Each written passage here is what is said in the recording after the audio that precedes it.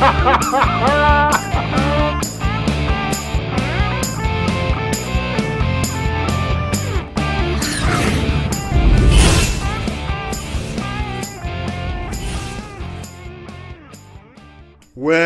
hello there, humans, hippies, earthlings, whoever you are, wherever you are, whatever you're doing and whoever you're doing it to. It's Bushka on Blitz here, back with an old favourite. Well, not so much a favourite as a prodigal son. The tank that went away into the wilderness and came back with a boom. This is the Leopard PTA, a tank that I've been playing a fair bit of late. On a whim, I've gone back through all the tanks that I didn't like for whatever period of time, and I've started playing them again to see if anything could be done. And quite a few of them I stayed unfriendly with, but the PTA has captured my imagination, and it's not without good reason too, because the PTA has been the recipient of quite a few buffs in recent times. It's got a large amount of hit points for a medium tank, specifically at tier 9. It got a buff to the hit points. It got a buff to terrain resistance, so it moves better. It got a buff to rate of fire, and I believe it was a dispersion buff as well on the move. So it's picked up a lot of positives, and it's gone from a tank that was a real victim of power creep and to new tank lines in the game to a tank that, if you play it correctly, can do really, really well. And you're going to note a lot of these video clips will show you me behind a bush, and that's because I've fallen for the PTA in the way I fell for light tanks. Now, this is a patron-sponsored post, by the way. If you haven't thought about sponsoring the channel, please do. I won't bore you too much with that, but there's a beautiful bunch of human beings who are allowing me to do this full-time and get content out every single day of the week as often as possible. Now, hats off to them, and I'm going to be doing a lot more patron stuff in the very near future, but this is the PTA. Now, there's a few things you've got to understand. The PTA is not an easy drive. However, it is a rewarding drive. It is lights out quick. It is so fast, 65 kilometers an hour, and it's got great terrain resistance. It moves across the deck like an angel. And if you play it a bit like a light tank and utilize cover, and there I look always behind bushes, behind berms, resetting camo, and you can see I've just got that 62A lit up there. You've got to have a really, really good understanding of game mechanics to play this tank. If you do not understand how camo works, if you are not always map aware, and if you are someone that likes to not move after firing a shot, you will get torn up in this thing. And that's fair enough, because there has to be a challenging drive in Blitz, but at the same time, it has to be a rewarding drive. Now, if someone wants to hit point trade with you, you're screwed. But if you can see that 54 there, he can't see me, and we're just basically using the camo to keep everyone lit up, give everyone else shots, and it's a great way of playing the tank, because there is no light tank at tier 9, but this thing has light tank armor and light tank speed and light tank mobility, so it's very much the light tank de rigueur of tier 9 without actually being the light tank of tier 9. Now, the other thing it has is a fantastic gun. And with the rate of fire buff, it's got the same DPM as your patterns and your T54s. Now, it's got 7 rounds a minute at a lovely 350 alpha, but the gun itself is much, much more fun to work with than either the patterns or your, sorry, I said M48 tonight, M46, your patterns or your T54s. The gun is gorgeous. You've got a .32 dispersion weapon. It's the 105mm L7A1. You might be familiar with that from the Centurion 7 Mark 1. 2.3 second aim time, and great pen. 268mm of pen on your APCR and 330mm of pen on your heat rounds.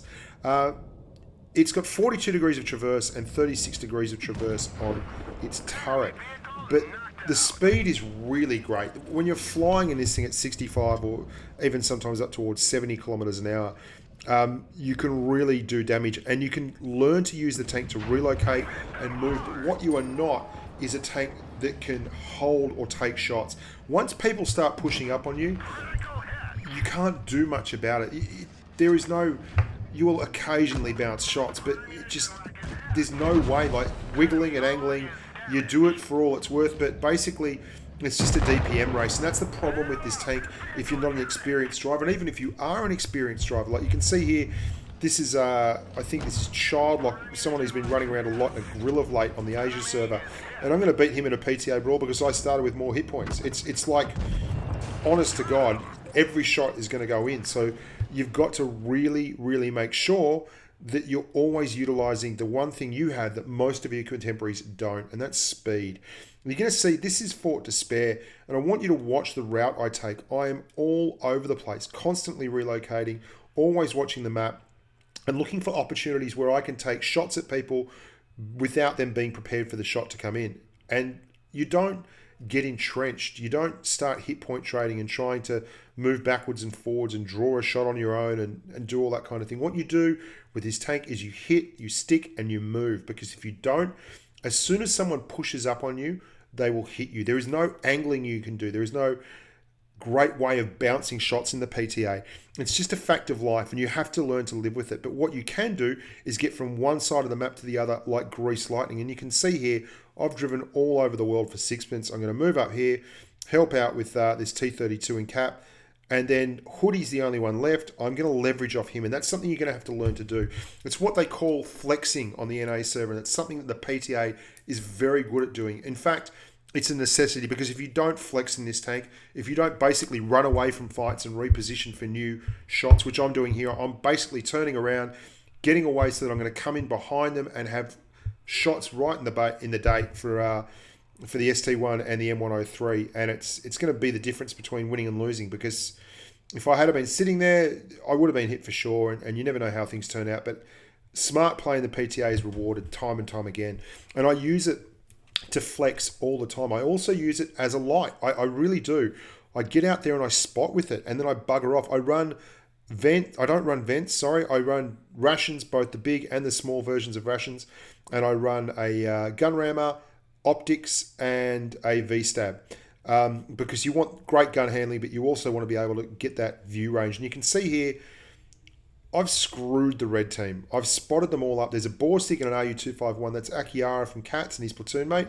And they wanted to run a two-man game where he was going to spot in the RU-251 and the bore stick was going to lay waste at the back. And I spotted them both up using optics, obviously, and the speed and the camo. And we forced the guys on the bridge at Falls Creek, as is my want, to now push towards Cap because they've got no other choice. The Cap is going down and Hoodie is in there. That's a light tank move. That's a classic light tank move.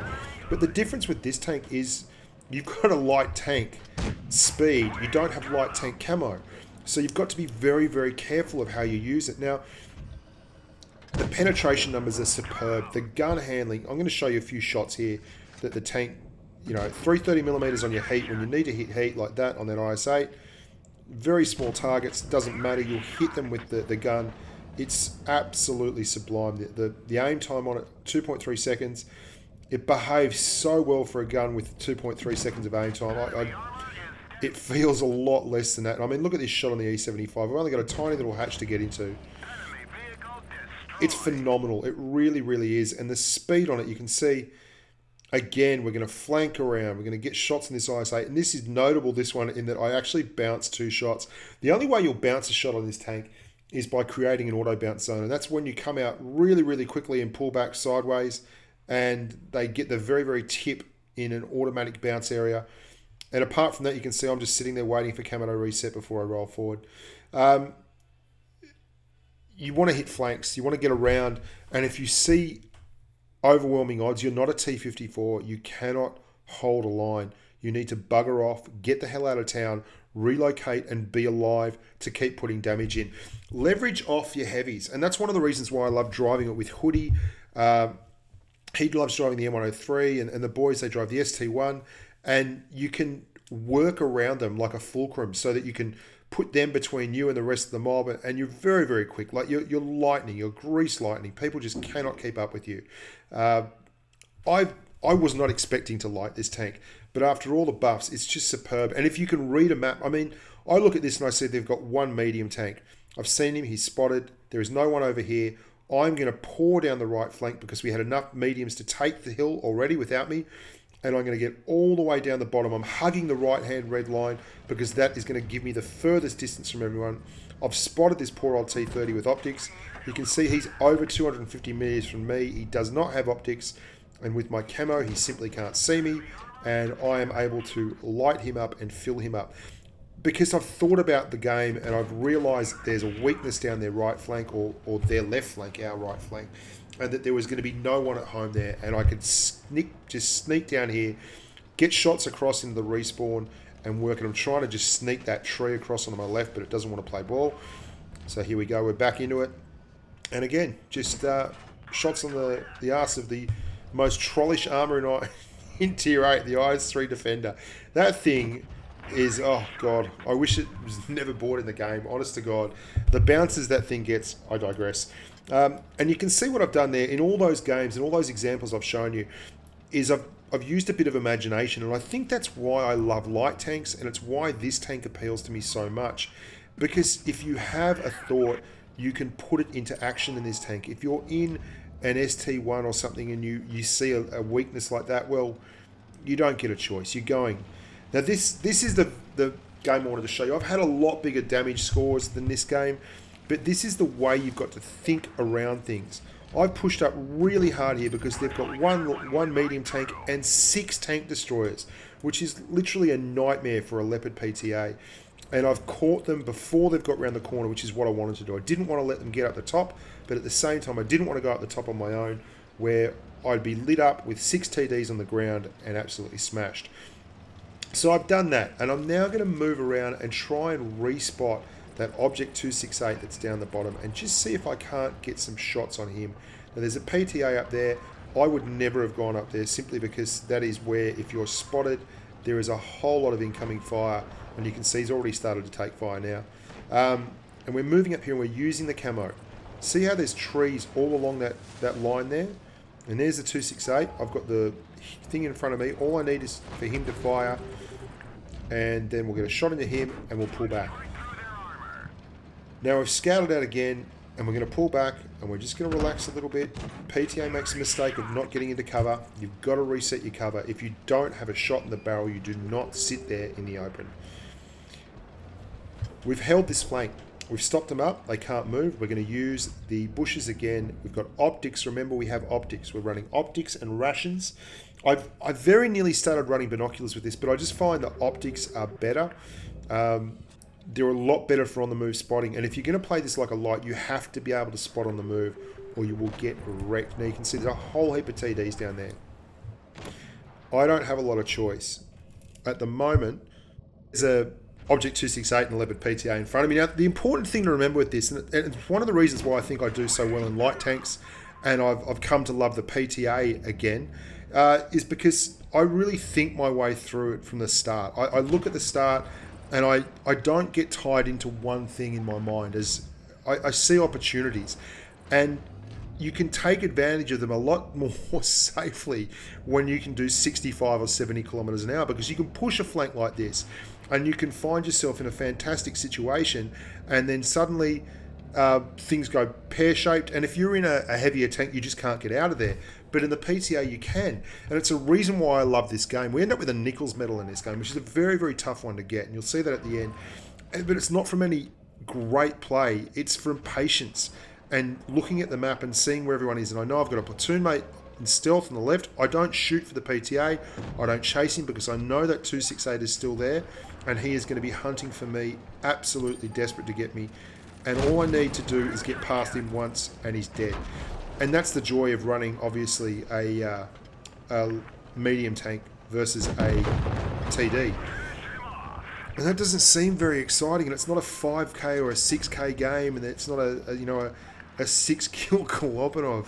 But I love this style of gameplay because it's a challenge. The tank is not an easy drive.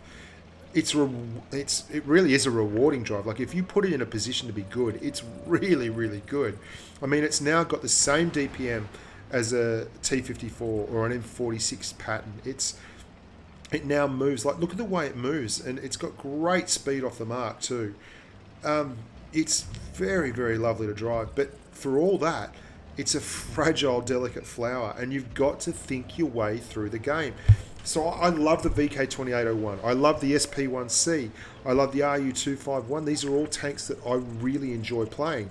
And the Leopard PTA is the logical next step in those tanks, except for the fact you don't have the camo. And that's one of the reasons why you have to really, really, really, really watch the map, guys. If you don't watch the map in this tank, you will get wrecked, because people legitimately load HE to fire at this tank, and you can cop 1600 from a Jagdpanzer E100 or a FV 215B 183.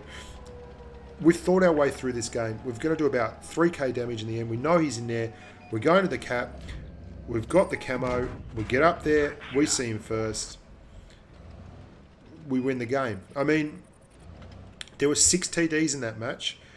We pushed really hard on a flank because we saw they only had one medium, and it was a Leopard PTA, so we weren't too fast. We thought we could take him if we had to, and we went absolutely nuts out. And we didn't go up the center tower to the sniper hill because everyone does that. We went and pushed along to the back of it where we'd see them come around the corner, and we stopped them. We stopped them from going up there. We stopped them from pushing town. We kept them bottled up, and we ended up rolling the flank and winning quite comfortably. And we were a big part of that. And I love that gameplay. I love that style of gameplay. I love having to think things through just a little bit, because I'm not the fastest kid on the block. I don't have the fast twitch muscle fibre of a 17-year-old Korean who's had 15 Diet Cokes and a slab of whatever it is a 17-year-old Korean likes to eat. Macca's probably. I'm just a big fat old Aussie bloke, and I've got to think my way through it, or I'll lose every time. I hope you like that, guys. I hope you take a little bit of something out. There you go. There's the Nichols medal. Destroy at least 4 enemy tanks a tier higher, and you get a Nichols. It's a tough one to get at tier 9 especially. I enjoyed making this one. I really enjoyed driving the PTA. It's got miles better stats for me on the exhibition account that I'm running at the moment than it ever did on the Bushka account, original account, because I think I'm just a better player now that can take advantage of what it's got to offer. It's not for the faint-hearted. If you're not good enough for it, you will be very disappointed and very, very frustrated. But remember, it's not about the tank. I mean, I don't like the Type 61, but I can't lump that in with the PTA. Like, the 61 for me has some big flaws. It's not mobile enough, and the gun's not that great. The PTA's gun is amazing, and the mobility is out of this world. If there is one negative, it doesn't have enough gun depression. If it had more gun depression, I'd be absolutely all over it like a rash and posting it everywhere as one hell of a tank. As it is, I think it's a very good tank when driven correctly, and I think it's a very hard tank to drive correctly. Anyway, I'm Bushka on Blitz. Thank you very much for watching. We've got a KV4 video coming up. We've got an M48A1 video coming up. We've got an STB1 video coming up. We're going to feature a few derp games, a Leo 1 Master I had the other day, and a few of those kind of things. And I hope you're looking forward to it. And I want to thank the patrons again. You guys are the only reason this keeps ticking along. And I want you to know how much I appreciate the sponsorship and the care that you show to the channel. I'm Bushka on Blitz team, and until next time, stay safe on the battlefield.